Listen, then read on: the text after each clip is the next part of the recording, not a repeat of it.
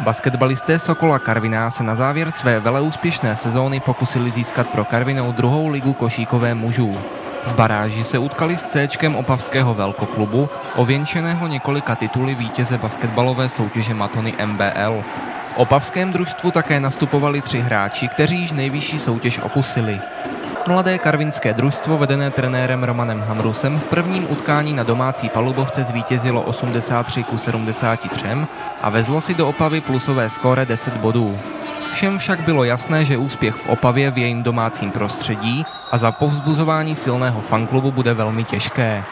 Do Opavy přijelo také velké množství fanoušků Sokola, kteří své svěřence bouřlivě povzbuzovali a patří jim za to velký dík. Ukázalo se však, že zkušenosti a domácí prostředí sehrály ještě větší roli, než se předpokládalo. Opavě tam doslova spadlo vše, co směřovalo na koš, zatímco mladým hráčům Sokola se střelba vůbec nedařila. A když úspěšně začali dotahovat skóre soupeře, několik dost nepřesných výroků rozhodčích hráče silně znervóznilo a skóre soupeře začalo opět narůstat. Konečný výsledek 93-68 znamená, že postup do druhé ligy se letos nezdařil.